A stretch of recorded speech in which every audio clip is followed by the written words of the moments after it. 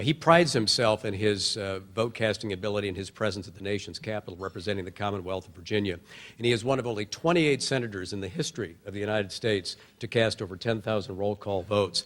But beyond that, he gets our award today because of his reaching across the aisle to seek solutions. He works with both members of his party and members of the party of the opposition. He has been a constructive voice in American foreign policy and in domestic policy for many years. He served as Secretary of the Navy when I was back in the Navy myself, and I'm honored to introduce to you our award winner, Senator John W. Warner of Virginia.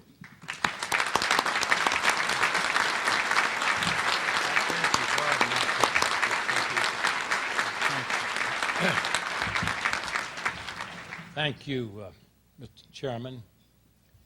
Thank everybody, and particularly I want to say to you, young man, I sat here thinking about a half a century ago. I was privileged to wear the same uniform, had the same 3 stripes, and I can tell you one thing, I could never have delivered the quality speech that you've given, no matter how hard I tried. Well done.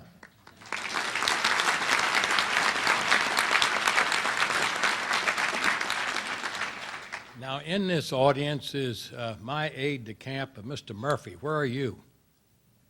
Well, he's not to be found. If you'd be kind enough to work out with the chief our exit plan, that'd be helpful. But anyway, I might draft you, Amos, to be my aide-de-camp to get me back. Because there's a golden rule in the Senate, you don't miss votes. But folks, I broke that rule so that I could be here today. I cannot tell you the deep humility and gratitude in my heart that I was selected as your honoree for this luncheon, following a long line of other distinguished individuals. But I did it for a very special reason. I've always admired President Truman. I've studied a great deal about him. And chronologically, and with the passage of all the time, the number of individuals who had the privilege, as did I, of serving under him in the last year of World War II, when he became Commander-in-Chief, my Commander-in-Chief, and then again when I had risen above 3 stripes to have a silver bar of a lieutenant, I went to Korea in the Marines and served under Harry Truman a second time as Commander-in-Chief. There are only a few who've had that privilege. And I decided to come, not for myself, but for the generation of young men and women that enlisted, as did I, in the cold winter of 1945, January the 18th to be exact, and then to have served again in Korea. I lost many of my friends. America lost literally a generation of young men and women in those conflicts. So as you hand me, Mr. Chairman, that plaque, I receive it not for John Warner, but for all those that I was privileged to serve with. And in recognition of all those, Sergeant Amos, that you're serving with today, as a former chairman of the Armed Services Committee and a 30-year member of that committee, I've traveled all over the world to meet and work with men and women in the armed forces. And I want to depart. I'm so delighted that you represented your wife, because the families are so integral, as they've always been, to enable those spouses, largely male but some female, who wear the uniform. That was a very touching moment for me to hear you say that. But I want you to know that when I was in boot camp, Sergeant, my drill instructor told me, "We're issuing you a rifle, young man." "Yes, sir." jammed it into my chest. And he said, "Don't you get any bright ideas about a wife. The Marine Corps will issue you a wife when it's time." I waited 30 years. And I pay salute to the students here this afternoon. Much of my remarks are devoted to you because I'm looking forward, largely in the brief message I have for you today. But I do want to look back and say several other reasons that I'm here. One thinks of their parents. Both of mine have passed on a long time ago. But they gave me the foundation, life, the values, the desire to step up and accept my responsibilities. My mother is overjoyed that I'm here today because she was born in St. Louis, Missouri. My father would want me here today because in my office, on a wall, I proudly hang my father's medals that he won for bravery in World War I in the trenches as a young Army captain, surgeon, doctor, caring for the wounded. And looking at Captain Truman biography and the battles he was in, my father was in the same battles. My father would have had me here today under all circumstances. I'm very proud of that little bit of information, and I mention it because of my gratitude to the great president. But I want to talk about that group that I went with in 1945. We were all very young, over a half century ago. Very young, and preparing for this recognition, I thought that I would just go AWOL from the Senate, come in, do what I felt was my duty to pay my respects, and then to move on. I also want to thank the President because I've plagiarized from him many times. Not once, not twice. I'll bet over my 30-plus years in politics, I've plagiarized him 1,000 times with those immortal quotes. The buck stops here. I went this morning, courtesy of this fine, dear friend of mine, and got up at 6:30, and he met me, and we went off to the Truman Library, and what an awesome feeling to stand in that office that he occupied when he came back from the presidency and worked with the library, and then the Oval Office room that they fashioned much as he left it years ago. The buck stopped here, and I got one of those signed, and it's going to go on my Senate desk tomorrow morning. He further said, if you can't stand the heat, get out of the kitchen, and I have rifled at my opponents for 5 consecutive elections. But better than that, as he said, I gave them hell. I just tell them the truth, and they think it's hell. Let me tell you, there's a lot of wisdom in that. Again, I thank President Truman for the GI Bill. He signed, or that is, he voted for that as a senator in 1944. And I got the GI Bill for modest service in the Navy, and I don't pretend to be a hero. I was just with the 16 million men and women who wore their uniform in that conflict. But I got my GI Bill, and when I came home from the Navy, my father died 3 months after I got back. But he helped me get into college, even though I was a high school dropout. I went to his old university. And had it not been for that GI Bill, I would not have had the financial resources, because of his untimely and very early death, to have gone to college. As to my service in the Marines, again, not as valiant as yours. And oh, by the way, Sergeant Amos, I never got the Good Conduct Medal. I salute you. You proudly wear that. But in 1952, Truman, as president, signed into law a second GI Bill, and that gave me my law degree. Just stop to think of how much this one man has influenced my life and enabled me to have a career in the United States Senate, an institution that he so dearly beloved, as do I, and come out here today. With deep emotion. I've also put here a number of decisions that he made. I haven't got the time, we're running out. But not only I was amused that he had the courage to win, that is, seek his first Senate seat. He had little or no money for the campaign. Everybody thought he couldn't win. And I stopped to think of my first campaign for the Senate, and it was the same thing that he had. I had little or no money. People thought not only wouldn't I win, but I was a damn fool for trying to win, because I was attempting to unseat the Attorney General of Virginia. But anyway, I did win, and he won, and here we are today.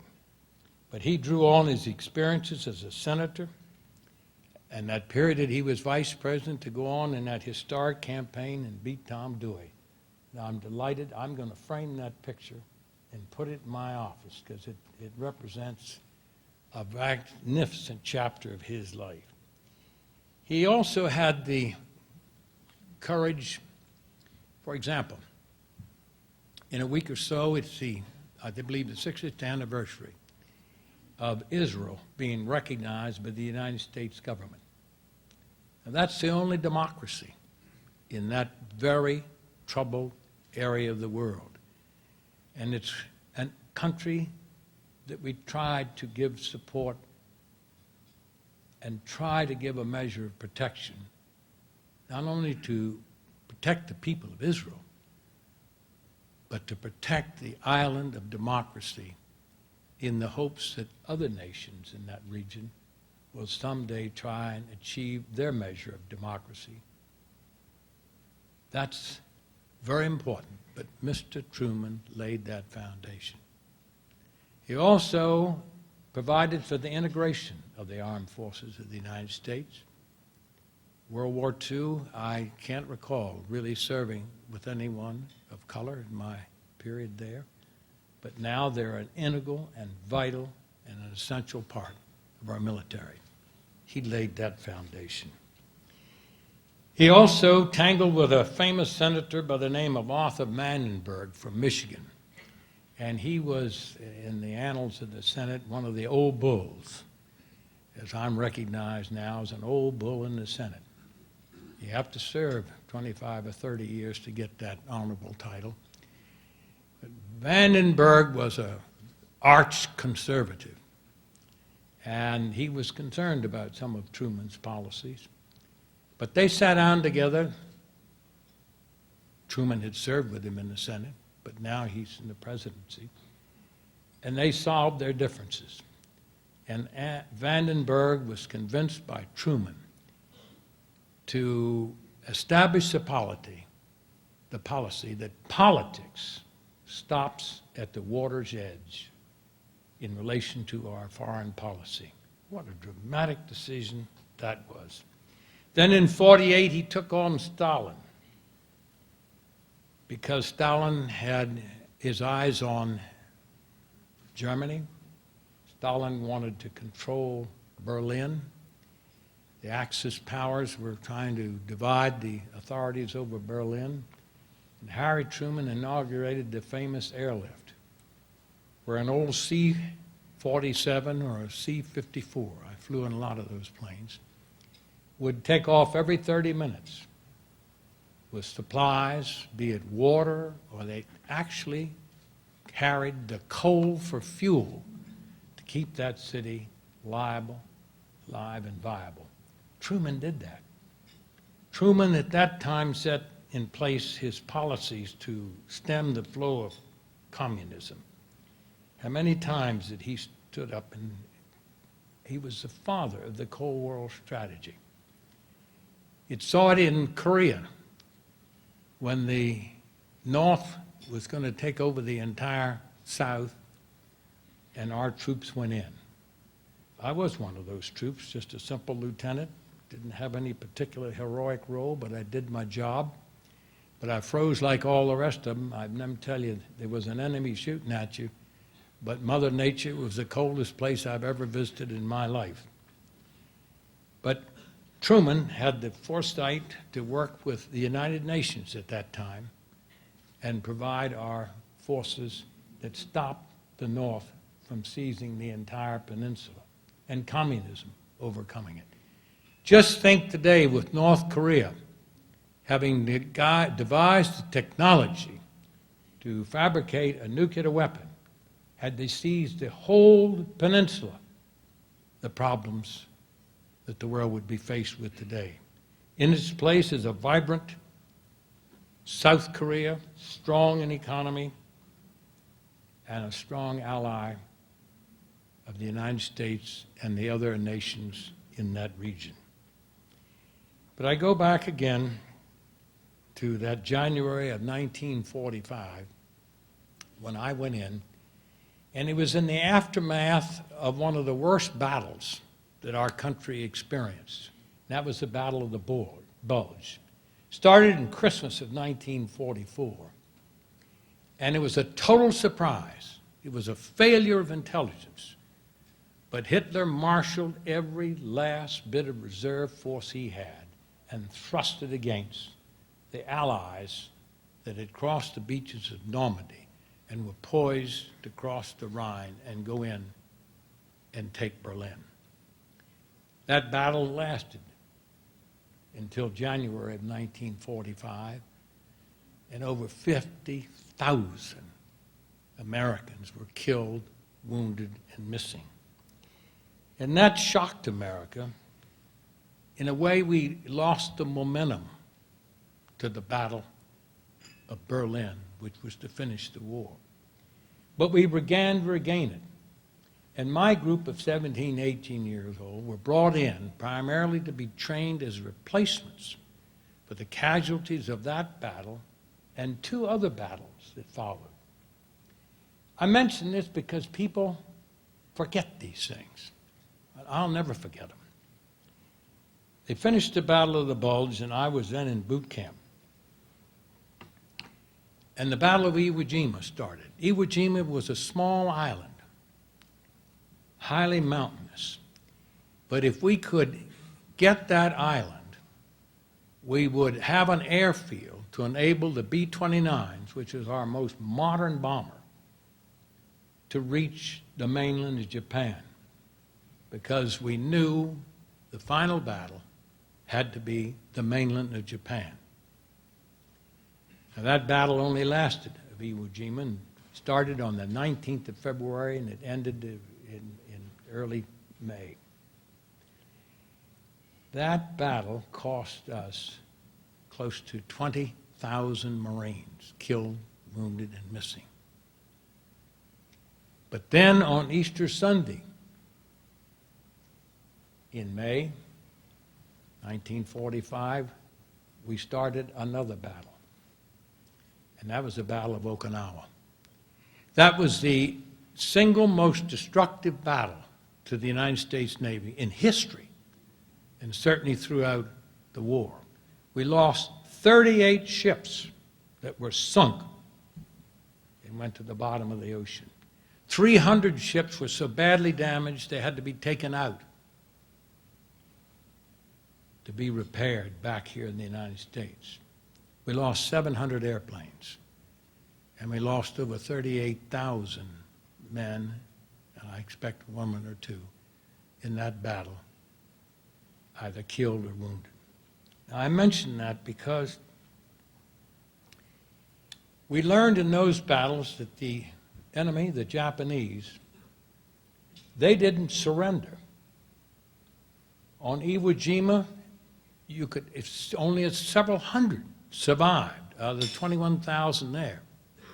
Survived because they were told they would not surrender, they would fight. And on the Battle of Okinawa, We got ashore, but once we got ashore, they were in caves.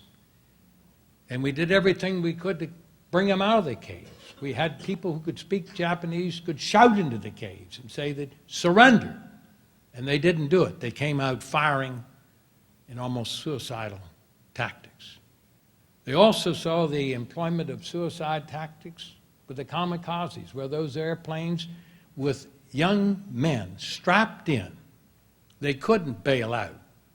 They were strapped in and told, you dove straight on those ships and you give your life.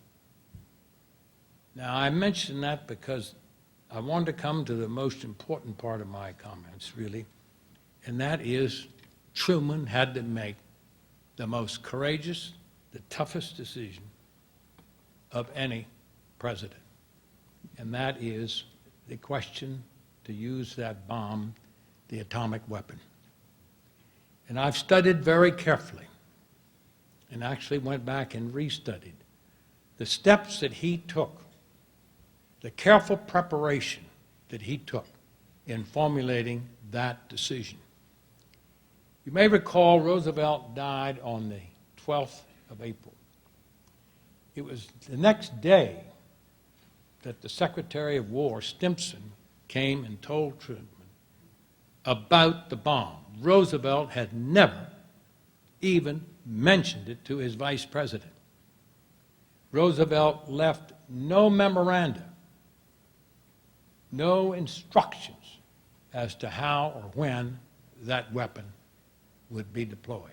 He only had a small document reflecting conversations with Winston Churchill, in which he committed that he would share with Churchill the decision-making as it went along.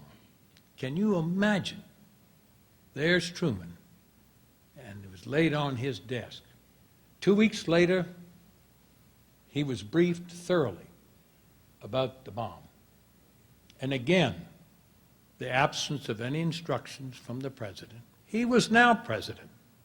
It was his decision alone. The buck stopped on his desk.